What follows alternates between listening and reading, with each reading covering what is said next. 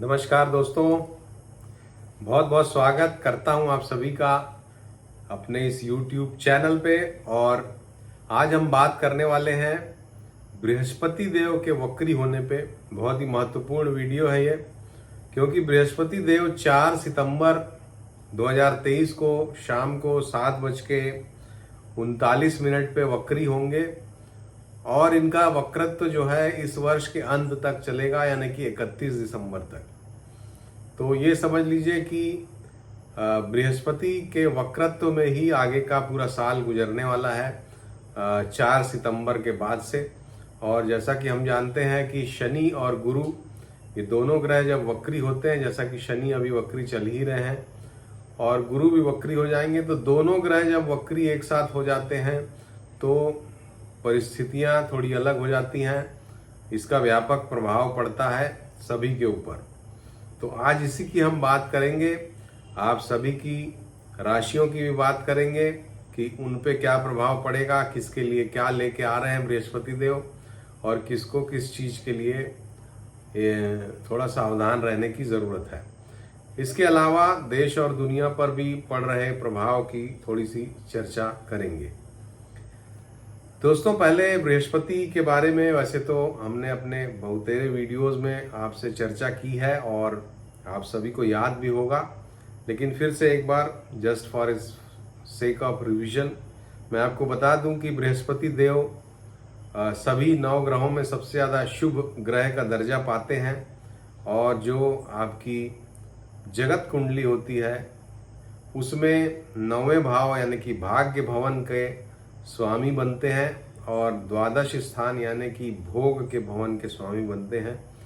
तो जीवन में ज्योतिष की जब हम बात करते हैं तो भाग्य ही प्रमुख हो जाता है, सबसे प्रमुख स्थान भाग्य को है और भाग्य का स्वामी बृहस्पति है, धर्म का स्वामी बृहस्पति है और इसलिए ये सबसे ज़्यादा महत्वपूर्ण हो जाते हैं। आकाश तत्व वाले हैं, अकेले ग्रह, एक ही ग्रह ऐसे हैं जो कि आकाश तत्व को रिप्रेजेंट करते हैं, वो हैं बृहस्पति देव।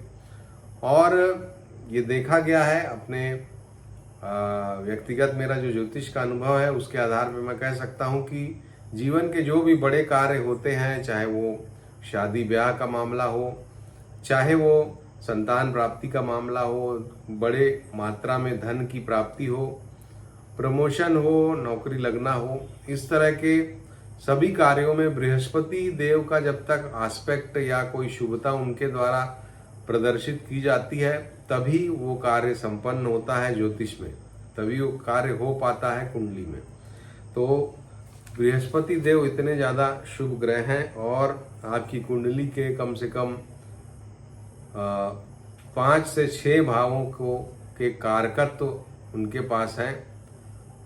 तो इतने भावों के वो 5 भावों के कारक हैं।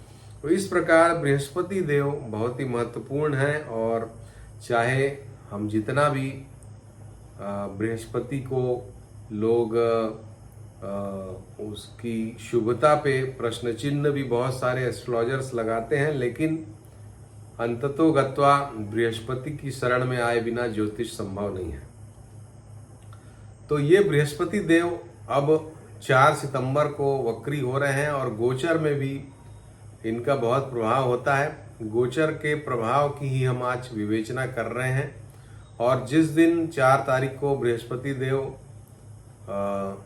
जा रहे हैं, मैंने कि वक्री हो रहे हैं, वहाँ से 118 दिन वक्री रहेंगे। तो उस दिन चंद्रमा जो है वो बृहस्पति के साथ ही होंगे। मेष राशि में बृहस्पति हैं और मेष राशि में ही चंद्रमा भी होंगे और चंद्रमा किस राशि में है ये बड़ा ही महत्वपूर्ण हो जाता है जानने के लिए कि बृहस्पति का वक्रत्व क्या प्रभाव लाएगा। वक्री ग्रह की थोड़ी सी बात कर लेता हूँ। जैसा कि शास्त्रों में कहा गया है, ग्रंथों में कहा गया है कि शुभ ग्रह जब वक्री होते हैं तो अति शुभ परिणाम देते हैं, जबकि क्रूर ग्रह जब वक्री होते हैं, पाप ग्रह जब वक्री होते हैं तो उनका दुष्प्रभाव बढ़ जाता है। तो बृहस्पति सबसे ज़्यादा शुभ ग्रह हैं और वो वक्री हो रहे हैं तो निश्चित रूप से शुभता में वृद्धि करेंगे और इसकी हम आज चर्चा करेंगे कि किन क्षेत्रों में ये शुभता आएगी हालांकि बृहस्पति राहु के साथ बैठे हुए हैं और गुरु चांडाल दोष का सृजन सृष्टि में चल रहा है और राहु और गुरु अभी एक दूसरे से दूर जा रहे हैं। अब गुरु जब वक्री होंगे तो पुनः उनके बीच की डिग्री में कमी आएगी। तो एक तरह से राहु और गुरु के चांडाल दोष का प्रभाव भी थोड़ा बढ़ भी सकता है, ऐसा मेरा मानना है।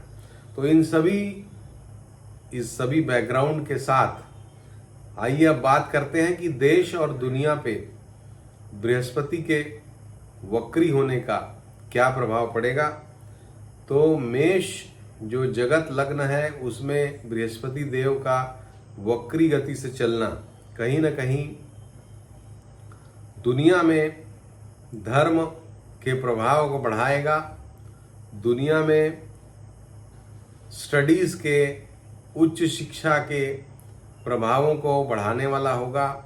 उच्च शिक्षा से संबंधित नए इंस्टीट्यूट्स का सृजन हो सकता है या जो उच्च शिक्षा से संबंधित संस्थान हैं उनका प्रभाव बढ़ेगा, वो चर्चा में रहेंगे। इस तरह की बातें हमको दिखाई देंगी। इसके अलावा बृहस्पति देव चूंकि 12वें भाव भी जो कि विदेश का भाव है, मोक्ष का भाव है और भोग का भाव है, वहाँ पर बृहस्पति वहाँ के भी स्वामी हैं और वो लग्न में होने से खर्च इन जनरल बढ़ेगा लोगों का, यानी कि महंगाई थोड़ी और बढ़ सकती है। सुख सुविधा के नए नए साधन डेवलप होंगे, भोग से संबंधित नए साधन डेवलप होंगे, दुनिया में ये देखने को मिलेगा।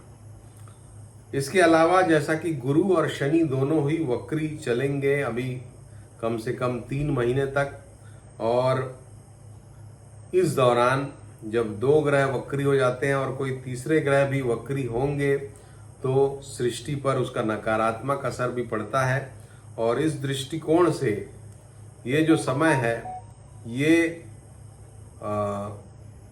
कुछ मामलों में भूकंप वगैरह को, जैसा कि अभी पिछले कुछ दिनों से हमने भी प्रेडिक्शन नहीं किया था, बहुत ज़्यादा भूकंप की परिस्थितियों में कुछ कमी आई थी ऐसा हमको लगता है।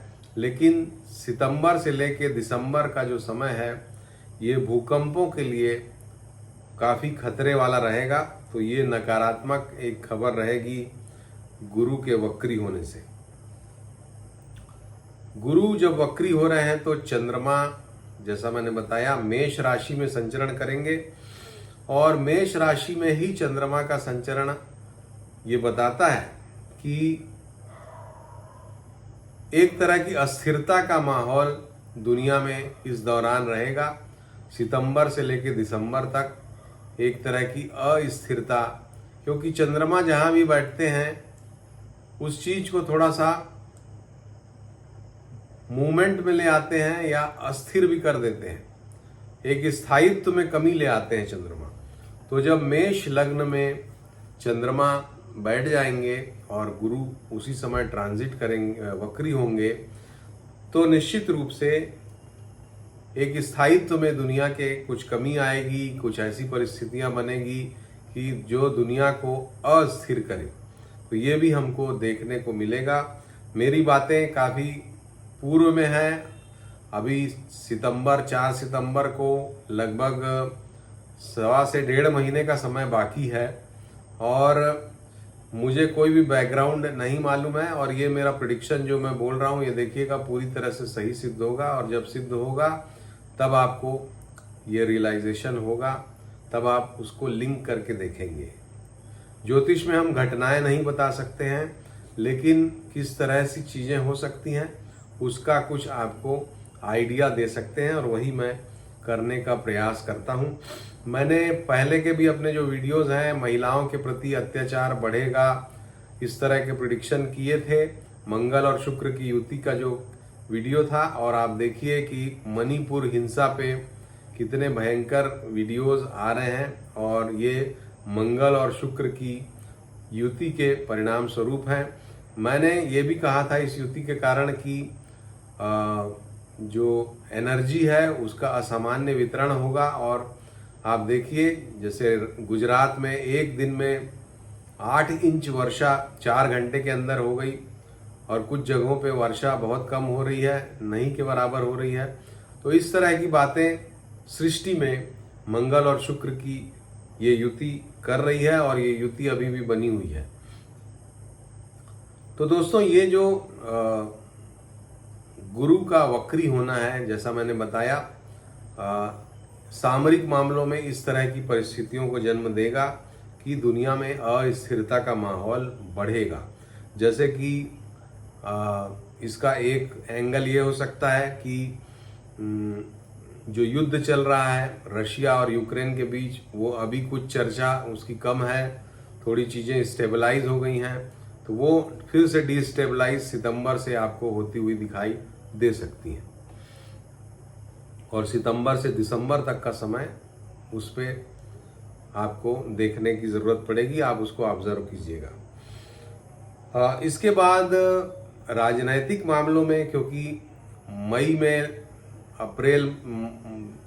मई में तो नई सरकार का गठन हो जाएगा 2024 में, उसके पहले ही चुनाव हो जाएंगे। हो सकता है कि दिसंबर जनवरी में ही चुनाव डिक्लेयर हो जाए, ऐसा भी हो सकता है।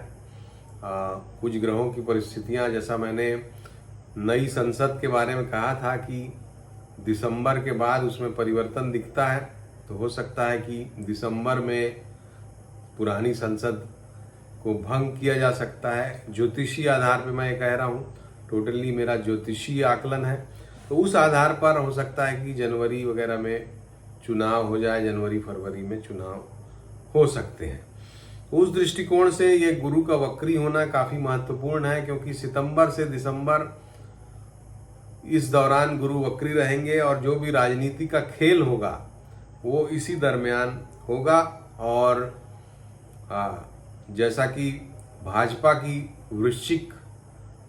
मिथुन लग्न वृश्चिक राशि की कुंडली है, और कांग्रेस की मीन की कुंडली है, तो उस दृष्टिकोण से हम देखें तो ये समझ में आता है कि गुरु का वक्री होना भाजपा के लिए कहीं ना कहीं कुछ सकारात्मक परिणाम लेके आ सकता है। जो थोड़ी सी साख में कमी होती दिखाई दे रही है, वो रिगेन कर सकते हैं इस दौरान, यानी कि 4 सितंबर से लेके जब गुरु वक्री हो जाएंगे, उसके बाद अपनी स्थिति को बीजेपी थोड़ा कंसोलिडेट करेगी। कांग्रेस के बारे में अगर मैं कहूं तो कांग्रेस के लिए पद प्रतिष्ठा में एक वृद्धि का संकेत भी है, तो राज्यों के भी चुनाव होंगे, तो वहां पर कुछ सकारात्मक परिणाम कांग्रेस को मिलते हुए दिखाई देते हैं। अब जो 24 दलों का गठबंधन हुआ है और एनडीए में 32 दलों का गठबंधन हुआ है, तो इस पे भी मैं बोलना चाहूँगा। हमारा एक वीडियो था जो कि संसद पे ही हमने किया था, और बहुत ज़्यादा लोगों ने उसको देखा नहीं, पता नहीं क्यों, लेकिन वो जो वीडियो था उसमें मैंने एक बात कही थी कि जो नई संसद बनी है उसमें गठबंधन की राजनीति बढ़ेगी, और आप देखिए उस संसद के बनने के बाद से ही इस तरह का एक माहौल बन गया कि सभी बड़े दल गठबंधन की तरफ जा रहे हैं, चाहे कांग्रेस हो या बीजेपी भी अपने गठबंधनों को कंसोलिडेट कर रही है। तो ये बात भी मेरी सही सिद्ध हुई है। अब आइए बात करते हैं आपकी राशियों पे इसका क्या असर पड़ेगा, क्योंकि बड़ा ही महत्वपूर्ण है, लंबा समय है 118 दिनों का, और चंडाल दोष में हम सभी चल रहे हैं, और ये समय कैसा निकलेगा ये जानना जरूरी है। तो सबसे पहले मेष लग्न मेष राशि के जो जातक हैं, पहले ही मैं क्लियर कर दूं कि मैं जो फल बता रहा हूं वो लग्न और राशि दोनों के आधार पे देखना है आपको। मान लीजिए आपकी मेष लग्न और वृषभ राशि है, तो आप मेष का भी देखिए, वृषभ का भी देखिए। अगर दोनों में अच्छा है तो बहुत अच्छा है, एक में अच्छा एक में खराब है तो 50-50 वाला मामला है, और अगर दोनों में खराब है तो थोड़ा आपको सावधान रहने की जरूरत है। वैसे खराब फल बहुत ही कम है इसमें, तो क्योंकि गुरु शुभता के कारक हैं, और शुभ ग्रह जब वक्री होगा तो शुभता ही बढ़ाएगा, तो ज्यादातर शुभ परिणाम ही है। लेकिन कुछ राशियों के लिए थोड़े से चैलेंजिंग फल भी हैं। तो सबसे पहले मेष लग्न, मेष राशि के लिए ये जो समय है ये यात्राएं आपकी बढ़ा देगा और खर्च भी बढ़ाएगा। तो आपको शुभता में वृद्धि होगी, यानी कि एक जो जनरल पीस एंड प्रॉस्पेरिटी है, आपके घर में शुभ कार्य अगर रुके हुए थे तो शुभ कार्य बढ़ जाएंगे मेष लग्न मेष राशि के लिए, और शुभ कार्य होंगे तो खर्च भी बढ़ेगा, यात्रा भी आपको करना पड़ेगा। तो ये मेष के लिए है। वृषभ लग्न वृषभ राशि के लिए चूंकि चंद्रमा जब गुरु का वक्रत्व शुरू हो रहा है तो चंद्रमा मेष राशि में है जो कि वृषभ से 12वें पड़ते हैं, तो इसलिए थोड़ा सा खर्च की अधिकता रह सकती है आपको। हालांकि बीच बीच में लाभ की परिस्थितियां भी आपके लिए बनती रहेंगी, तो आपको बहुत मायूस होने की ज़रूरत नहीं है। कोई पुराना पैसा आपका मिल सकता है, एंसेस्ट्रल प्रॉपर्टी मिल सकती है, कोई मित्र से पैसा, मित्र से लाभ हो सकता है, ये सभी चीज़ें आपके जीवन में होंगी।